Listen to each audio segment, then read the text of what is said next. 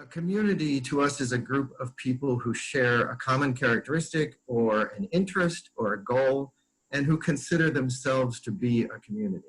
Your community might be connected by ethnic or cultural backgrounds, by sexual orientation or gender identity, religious beliefs. There are a lot of connections, but there are a lot of communities that just aren't represented in traditional archives to a great extent. And so our goal is to help such communities collect and preserve their history, either on their own or in cooperation with an established archives. So our goal is not to tell these communities how they ought to be doing their work in every instance, but basically to offer some insight into what has worked for other communities and hopefully create a space where people can share stories for the dialoguing part. And that's the hardest part of this. So help us with the dialoguing when the time comes.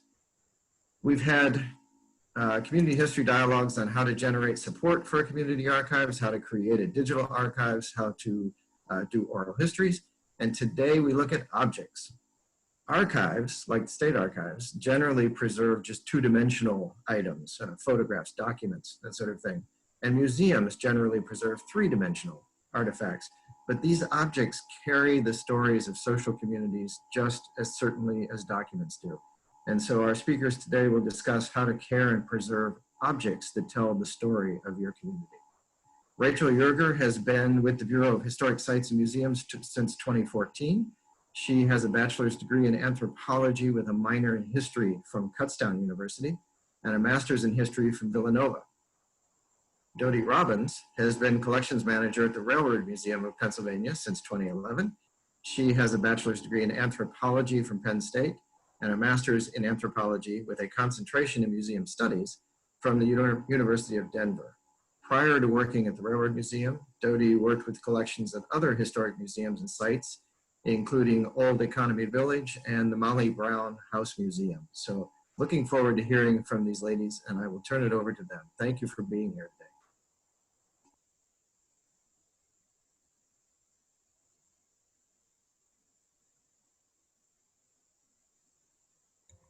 Thank you for unmuting.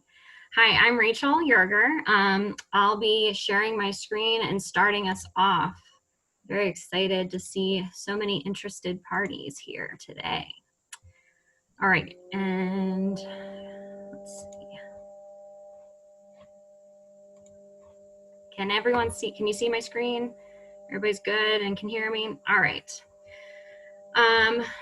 So good afternoon, I'm so excited, and today we're going to be talking about three-dimensional objects, such as family heirlooms, antiques, or community artifacts, which could be something that has been passed down to you or something from your own history that you think is important to keep safe for future generations. But how do you go about caring for these objects, and how you do that can be a little tricky. So some questions to consider. You think you have something of value to your family or to your community. It might help to ask yourself, why is this important? Sometimes a significant item is going to mean something different to someone else. So why do you want to save this object? And then write it down. We'll talk a little bit more about specifics of recording the history of an object later on in this discussion, but it's a really important first step in the process. So you have identified an object that is important to you and you have written down why. What do you do next? And today I hope that we can provide you with some steps and resources to help get you started. First off, we want you to know that you're not alone. These are struggles that even museum professionals deal with.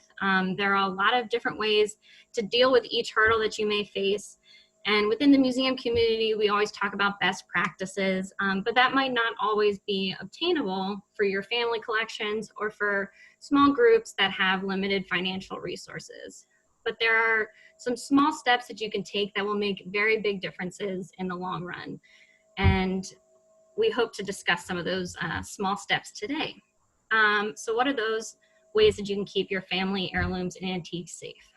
Today we'll touch on how to handle different types of objects, general cleaning guidelines, threats to your heirlooms, and storage solutions. But before we get too much into that, I wanted to talk a little bit about some terminology and vocabulary that you might hear Dodie and I use today. The first is acid-free, which is in reference to storage material typically used by museums. So when a box or tissue paper or a folder is acid-free, it means that the material used to create that box or folder has a neutral pH.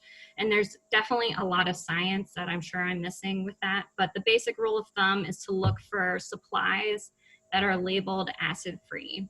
And be careful of supplies that are labeled archival quality. That can have some mixed meaning, and it really comes down to what the box, the folder, the tissue paper is made of. And we will have a list of suppliers at the end that can help guide you to make good purchases. Next, artifact is a term used to describe three-dimensional items in a museum's collection. So for today's purposes, that word's going to be a little interchangeable with the word object, heirloom, or antique. And again, I'm sure there's technical differences between all those terms, linguistic differences. But to keep everyone on the same page today, we're going to use artifact, object, heirloom, and antique a bit interchangeably.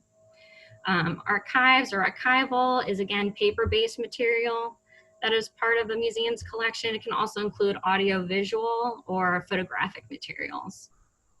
A collection is a group of objects, so that can be three-dimensional objects, or it can be three-dimensional objects and archival collections or paper objects, or it can be a group of objects donated by a certain person or a specific type of artifact collection, like a chair collection. Provenance is the history of an artifact, and that includes previous ownership, when it was made, who made it, how and where it was made, any type of background information on that object. Conservation is work done by specialists in effort to treat, clean, repair, or stabilize an artifact. Restoration is similar, but it refers to returning an artifact to a particular time or state, generally by the addition of non-original material. So for example, the Railroad Museum restores locomotives and other pieces of rolling stock to their original appearances or to a particular time, which often requires rebuilding or painting. And finally, preventative conservation, which is activities performed to prevent the deterioration of artifacts. So it's why we're here today, to talk about appropriate handling procedures, proper storage, environmental monitoring, and then pest management. So you have an object. You know it has value to your family or community, but now you need to identify what type of object it is and what it is made of. And as you will see in the next few slides, how you handle or care for an object really depends on what it's made of. So as we mentioned before, there's archival material, which we really aren't going to touch much on today, but they are commonly found mixed in with family or community collections.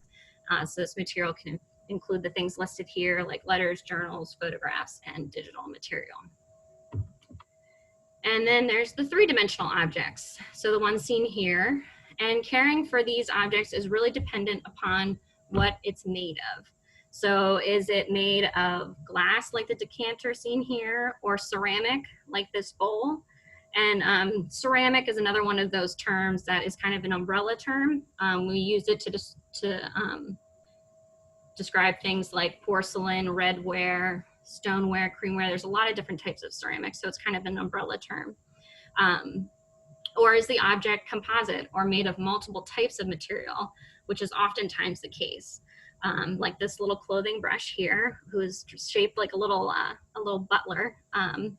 He is made of wood and plastic. The typewriter that you see in its case are made of metal, plastic, wood, and leather. And the top hat is made of silk, while its box is made of cardboard.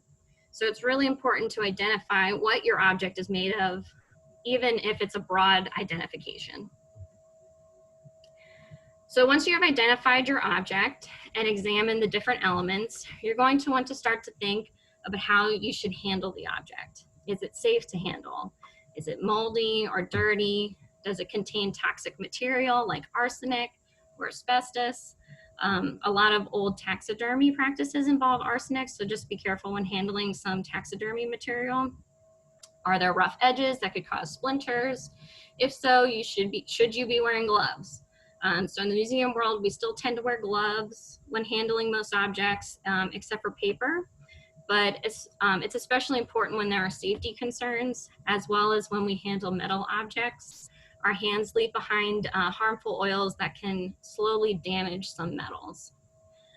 They don't have to be white cotton gloves, like you picture when you think of museums. You can buy nitrile gloves at a lot of home improvement stores.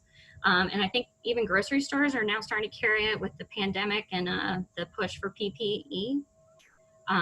But if you can't get gloves, just make sure to wash your hands and avoid putting on lotion afterwards. We also suggest removing rings, bracelets, watches, or things that can snag, scratch, or ding an object.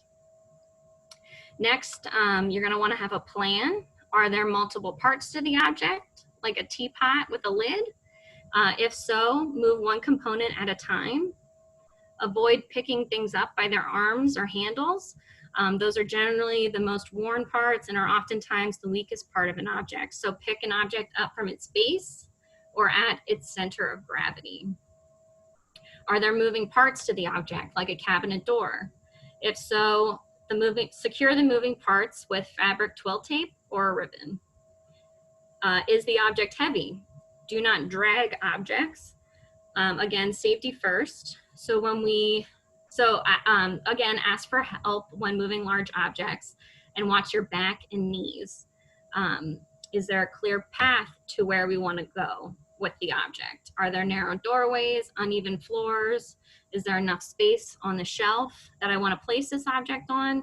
These are all like really common sense things to think about, but it's important to think about it before you have the object in hand.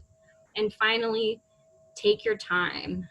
If you're trying to move a lot of things, just make sure you have allotted enough time to do so. And then on to cleaning. The most important point in both cleaning, in my opinion, in both cleaning and object handling is that less is more. The more you handle an object, the greater the potential for damage, and the same goes for cleaning. Sometimes commercial cleaners or polishes can do more long-term damage than good. Also avoid feather dusters, they can attract pests. And Swiffers do contain some chemical ingredient in it, so it's best to avoid. As with cleaning your home, the top-down approach is best, and regularly clean your tools and supplies. Speaking of tools, here are some suggested supplies. Dust cloth, we generally use lint-free cotton diapers, believe it or not, baby diapers, the cotton ones. And then there's also something called a dust bunny, which is a magnetic cloth. They're a little bit more expensive than diapers are, but they work really well. Brushes, we use brushes with a natural bristle. You can use soft paint brushes or makeup brushes work really well. We suggest that you cover the ferrule with masking tape or painter's tape to make sure that it doesn't ding or scratch the object while you're cleaning it. A vacuum is also a very important tool while cleaning. The most important thing with buying a vacuum is that it has a HEPA filter and it has suction control for more fragile objects. And when we vacuum fabrics or textiles, we use a plastic screen as a barrier, and I have a little example of one. It's literally just screening that you put on your window or a screen door.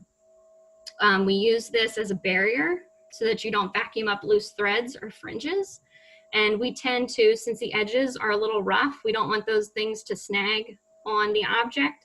So we cover it in twill tape, which is a fabric tape that you can get at like Joann Fabrics or Michael's, any kind of craft store. So we just cover the edges of the plastic screening in twill tape, or you can use cheesecloth. Cheesecloth also works. If you cover the vacuum nozzle in cheesecloth, it'll help you avoid picking up particles that you do not want to vacuum up. And then cotton swabs are also very helpful in getting into all the little nooks and crannies of certain objects. As I mentioned before, it's important to identify what your object is made of, and this will help you determine how you're going to clean the object. So for wood, and don't worry, like the slides will be available afterwards, so you don't have to scramble to write everything down. We'll make sure you get this, and we'll have additional resources as well. For wood, you're going to want to identify what kind of finish it has, and check the condition of the finish. If it's cracking or flaking or lifting, avoid dusting it. Wood objects with a varnish, you can dust with a clean, soft, lint-free cotton cloth like a diaper or the dust bunny cloth. Unfinished wood, you're gonna wanna brush or gently vacuum with a bristle brush attachment, and always brush in the direction of the grain of the wood. And I have some props for you. So if you have a vacuum attachment, a bristle brush, you can vacuum into the attachment, or gently vacuum with the brush attachment. And if the wood is painted and stable, again, just use that brush and dust into the vacuum nozzle covered in cheesecloth or plastic screening. For stable fabrics and textiles, gently vacuum through the plastic screen or the cheesecloth using a row by row movement to ensure that the surface of the fabric or textile is covered. You're not going to want to drag your nozzle attachment across the textile. You're going to want to dab and move your way across in that manner. If the textile is in storage, it's probably best to also make sure that you look over the fabric probably at least once a year, just to make sure that there's no insect infestation happening. With glass and ceramic, those materials can be wiped again with your cotton diaper or the dust bunny. Be sure to inspect for areas of weakness or concern before proceeding. With mirrors, before cleaning, ensure that the mirror is safely secured to the wall or can be held steady by an assistant, and dust with a soft brush from top to bottom. Framed paintings, again, we're only talking about the frame. Do not touch the surface of a painting, and check to make sure that the frame is stable so it's not flaking or crumbling, and then use a soft brush to gently dust from the top down. If it has a plexiglass or glass covering over the painting, you can gently buff the cleaning where needed. Metal objects, again, these objects will need to handle with gloves if possible to avoid depositing body oils. Metal objects can be lightly dusted with a soft natural brush. Baskets, use a natural brush, again, dust into a vacuum if possible. Plastics are another tricky one. Dust with cloth or a brush. And then plastics can become unstable over the years, so there's something that you're going to want to regularly monitor for weeping or tackiness.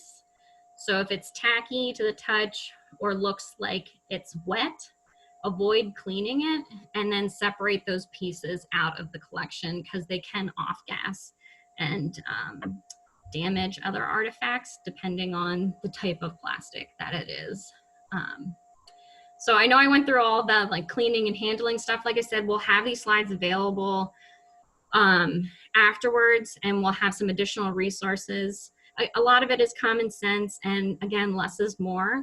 And so with that, I will turn things over to Dodie to talk about environmental monitoring and pests.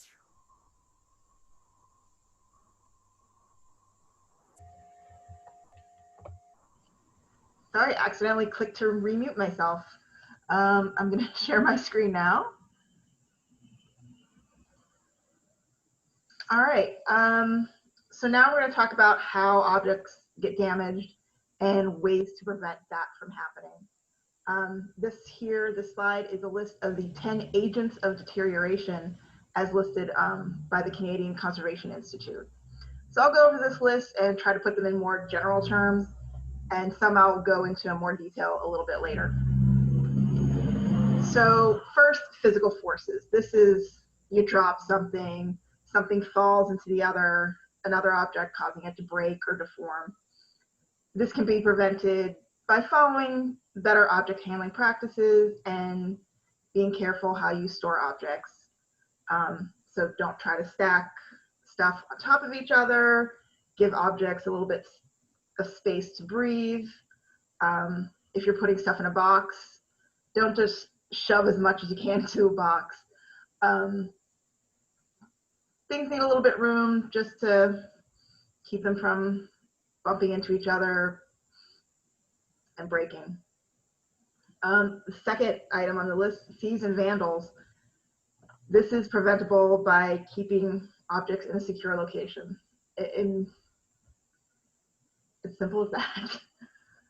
Now, disassociation. This means losing the important information about an object, such as who it belonged to, how it was used, how old it was, and even how to care for it.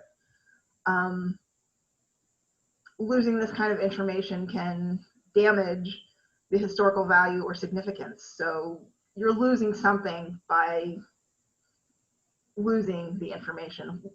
And we'll talk more about this a little bit later. Fire is, I think, an obvious way to damage objects. Water, pests. And for every type of material, there is a bug or pest that will eat or destroy it.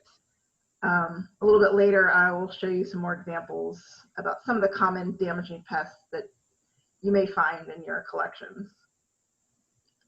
Air pollutants, we're talking about soot and dust, pollen, and even a gaseous material in the air. So anything that can accumulate on your object, which can eventually lead to staining or corrosion, especially if you're in a high humidity area.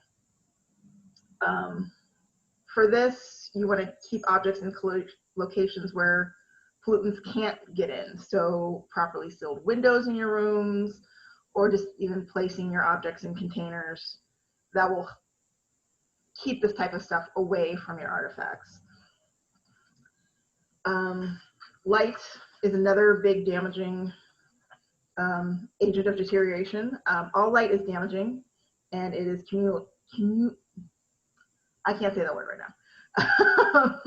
But light damage never goes away. Once something is damaged by light, that's it forever.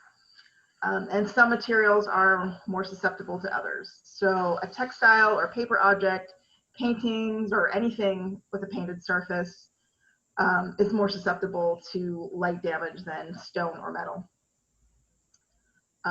So the easiest way to prevent this is to keep your objects in dimly lit rooms or in closed containers, taking them off display when possible. Now the next two items, extreme temperature and extreme humidity, these go hand in hand and are pretty much the biggest discussion points when museum folks talk about environmental factors. There are standards for different types of materials, but in general, this is very, very general and something I think some professionals still argue about. Try to keep your temperature around 70 degrees Fahrenheit and the relative humidity about 50%. And I will go into more detail in the next slide. So here, I'm going to talk about the biggest things to look for as far as damaging elements. Temperature and humidity. You want to avoid extreme temperature in either direction because temperature and humidity are so closely tied. And for a lot of materials, it's not temperature alone that causes damage, it's the related issues with humidity and what brings with it. Humidity is also harder to control, but by controlling the temperature, you can get closer to controlling humidity issues. When we're just talking about temperature, plastic-based materials are, in my mind, most susceptible to heat-related damage. So your film, photo negatives, VHS tapes, audio tapes. Extreme heat can cause these plastics to warp and deteriorate at a faster rate. So actually, these types of materials, plastics, do better in a colder environment. Another type of material, like I know I've seen little statues made of wax or something like with a wax seal, that is also not going to do well in a high temperature situation. So what you want to try to do is avoid rapid fluctuations and try to keep the temperatures as steady as possible. Now, relative humidity is a term that's often talked about in museum circles.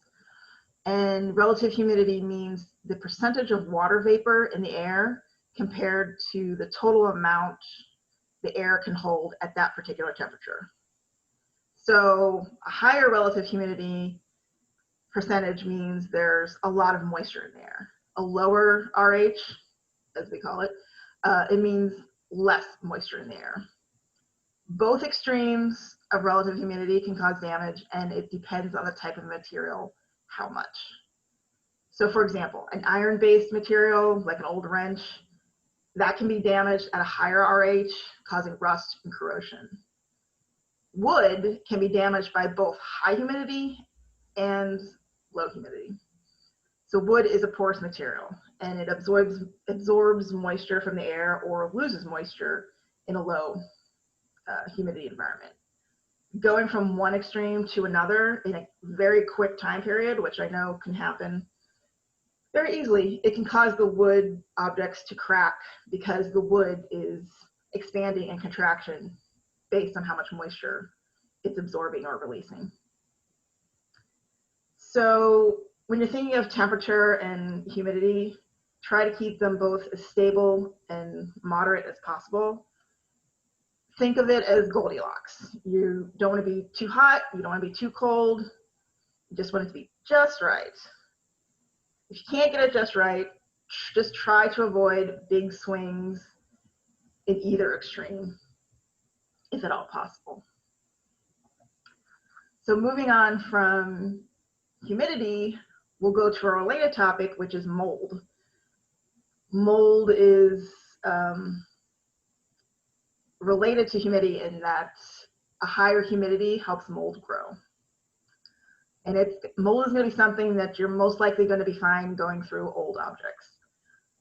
Mold is classified as a fungi, and it grows primarily on organic materials. So think wood, paper, fabrics, something that's going to provide a nutrient to help it grow. Different environmental conditions are required by different types of mold, but moisture is probably going to be your biggest factor that helps mold grow.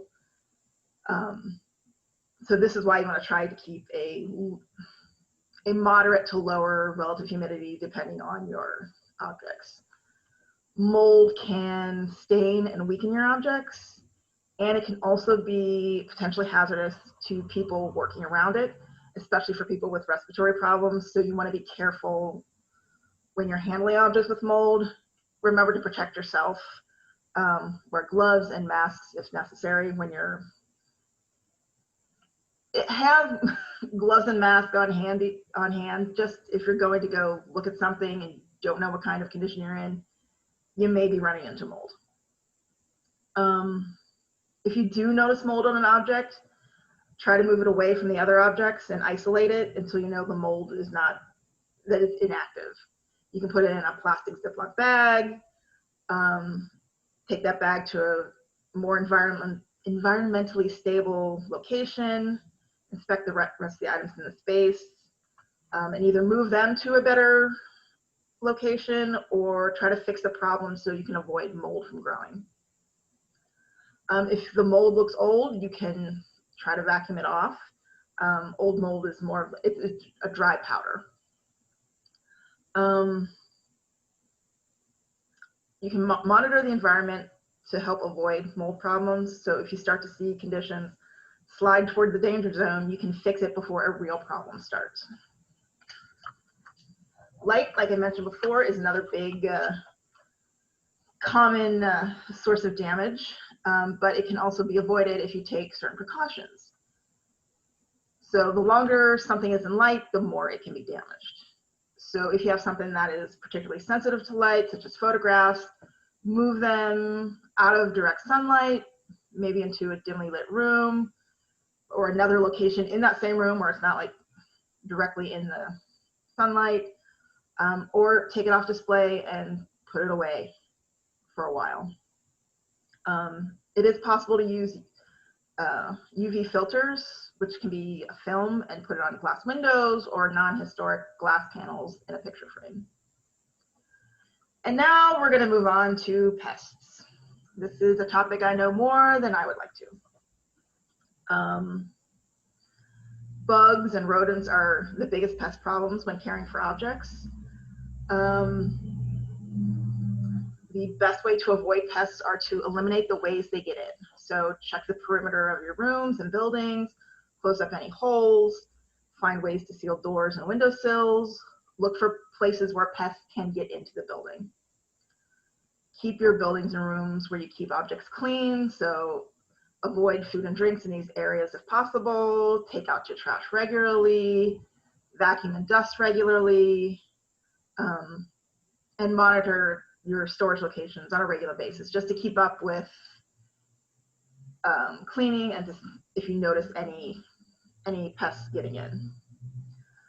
Rodents such as mice and rats, they're kind of a nuisance pest where they're more damaging because they're nesting and leaving behind their evidence and are more destructive just by living in and around your objects. So what I know a lot about are some bugs that actually eat your objects. Carpet beetles are the biggest threat to museum objects that I've come across. They eat natural materials with protein in them, particularly wool or silk. And they also eat other bugs. I've come across pest traps where I've found like a cricket and there was evidence of beetles eating the cricket. So that was lovely.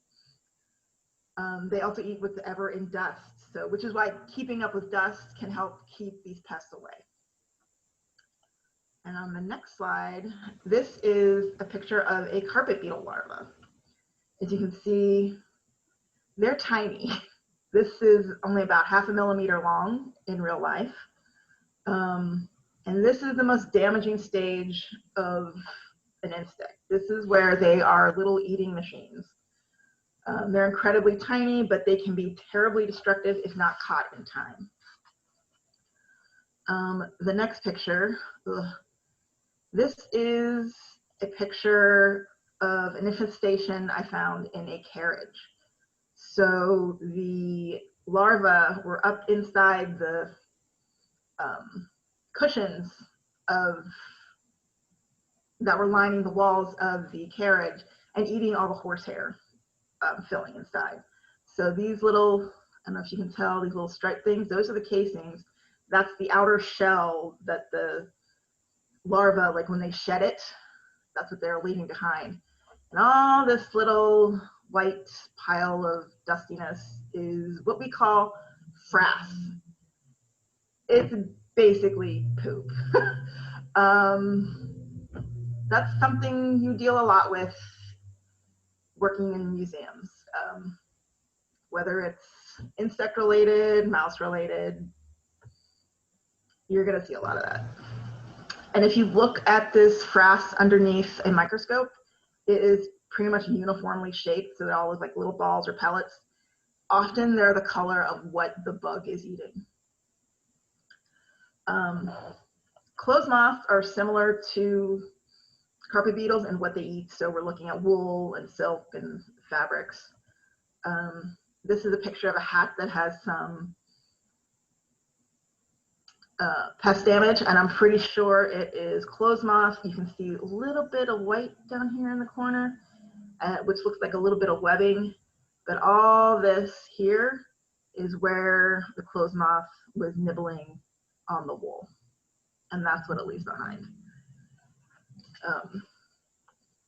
So different types of beetles and bugs eat different types of plant-based materials. This picture shows some evidence of a wood-boring insect. So you see these little specks on the surface. That is caused by a wood pest. They basically kind of drill into your wood and leave behind holes, and they eventually weaken the object. So you have termites, powder post beetles, all kinds of wood-related pests. You can often tell that bugs have been there by holes in the materials and like a sand-like dust that they leave behind, the frass. Examples of other types of insects to look for are silverfish. They like paper. Other bugs that are focused on like leather, skin, feathers, dried grains, dried foods. Pretty much anything of organic material they're going to eat. Other names I've seen of bugs: cigarette beetles, drugstore beetles, larder and hide beetles. There are resources on the internet that you can look to try to identify these bugs, but just know something's going to want to eat your stuff. If you do notice pest damage, the best thing to do is to isolate the affected object, put it in a bag, clean the area. You can clean the dust off the object and then bag it, and then once it's in the bag and you find dust after it's been in the bag, then you know there's an active infestation and the bugs are still in there. Methods of getting rid of these bugs include vacuuming the object, keeping the item in an oxygen-free environment, so like in sealed plastic bag. And there is a method where you can freeze objects if the object can handle it. Not all objects can handle freezing. Definitely recommend getting advice on how to do this if that's a route you want to take. So next, we're going to go back to the concept of disassociation and making sure you're writing everything down when you are working with your objects. Documentation is a big part of what can make your objects important. So you want to get the information before it's lost, if at all possible. You want to know who used it, or who owned it, how it was used, what is its significance. A lot of history gets lost because it's kept in people's heads and it's not written down. If someone is still alive that can help you figure out what something is or who's in that photograph, try to get it now before you have to piece it together later. I have an example in the next slide this is a personal example. This is a picture of my grandfather's family. That's my grandpa. For years, I only knew them as like Uncle Ed, Grandpa, Aunt Sally. But for somebody who doesn't know the people in this picture, that's only barely half of the information. If you don't know who I am, you don't know who my grandpa is, just writing down grandpa, not going to be really too helpful for future generations. And I was quite old when I realized half of the people in this picture, I only knew by their middle name. I didn't realize that they did not go by their first name. So Uncle Ed was actually James Edward Walker. So this is a way to get the information while you can. I had to piece together all this information not from the photo, but from information that one of my uncles had provided to get everybody's full name. I think only like out of the 10 brothers and sisters, only 4 or 5 went by their real first name. Most of them went by their middle names. And I hope I didn't get in trouble for sharing this picture. So knowing how something was used, by whom, and when, it helps your history. The object can only tell so much on its own, and the history and the story are what can make something important. If you do have objects, If you're collecting for an organization and you get something from a donor, tag those objects that you get with the name of the object and the donor as soon as possible. This helps maintain the connection between the object and any documentation related to its history. Take photographs at the time you gather things and keep it with the other documentation. If the objects get misplaced or their tags go missing, photos can help identify the objects for a particular donor's collection. If you're going through your family stuff and you're sitting down, I've been in a room with my dad and my grandma looking through a box of pictures, and they're just talking and talking because none of these pictures are marked. You may want to consider just filming people talking about their things. It'll be a record of the information. You can always go back later and pull the essential information and do more research later. You may even get stories you've never heard. And then you'll have a place to start if they don't have all the information, so you can follow up later. So talking about where are you storing your objects and how to properly store them. Some of the worst places to store objects is where you will find a lot of them, in basements and attics. The reason these are not great locations is a lot of basements and attics are unfinished. So you have extreme heat in attics, and basements can be damp unless, you know, they're not regularly maintained. Pests could become a problem in these areas, and as well as your temperature and humidity problems. If these are controlled environments, like they're insulated, they're completely finished, you can definitely keep stuff there. It's just when they're unfinished, you may want to consider other locations. Try to find a space that's not affected by your extreme swings in temperature and humidity. As far as storage containers, ideally, you want to look for acid-free supplies. However, they are expensive and your budget may not allow. If you're looking for 5 banker-sized boxes, you know, something you would hold like bank records in, a 5-pack box of those on an archival supplier is about $60.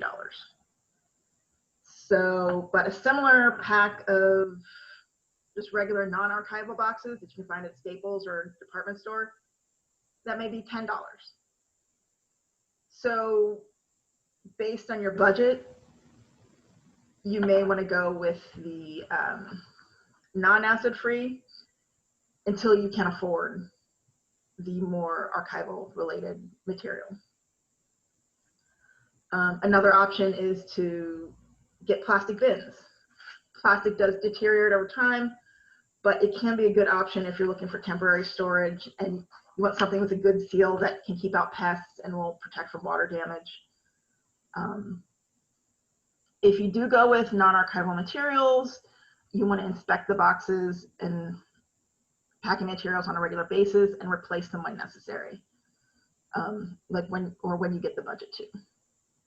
If you have like a box full of stuff and they're in a weak box or they're packed with newspaper materials, you want to replace those types of, like replace newspaper with just a plain tissue paper or some other soft packing material, and replace the boxes with something that's sturdier. If you're collecting for a community group, one solution, solution to storage could be to partner with an established organization that can help you store and maintain your collection. And you don't have to be perfect right off the bat. Best practices can be one step at a time. So maybe you can't afford archival boxes, but you can remove them from the acidic materials and worry about getting good stuff later. You could rearrange your objects so things are not sitting on top of each other. Get them, even just getting them organized is a way to protect your objects. So sometimes it's just the small things that can make a big difference. And you can improve, think of improving over being perfect and take baby steps. This next slide, we talk about some storage hacks, different ways that you can improve your storage areas just with things you can find in pretty much anywhere rather than just like archival suppliers. If you're storing stuff on wood shelves, you can cover them with foil and then an unbleached muslin. So that is a barrier from the wood, because wood pulp is, it off gases. So that will keep that from getting into your stuff. You can get items from stores that have coupons, so like Joann Fabrics, Michael's, Staples, the Container Store. These will all have things that you can use, may not be archival, but can use in temporary and be more cost effective. If you're looking to store your books and you want bookends, talk to local schools or libraries. Moving blankets are great for padding large objects if you're moving them around. If you're working with a bunch of objects on a table and you don't want to, you want a soft surface, those can work there too. The pool noodles, the little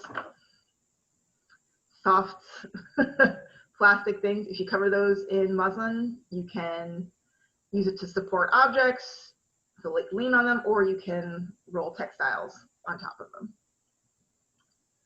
And there are all kinds of ways that you can get better practices, get one step at a time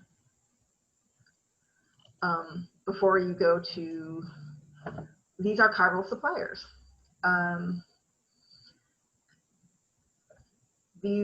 All of these have internet resources now. You don't have to get the catalog anymore. Gaylord, Light Impressions, Talus, University Project products. These are some of the most common suppliers. I don't know, Rachel, is there anything you wanted to add?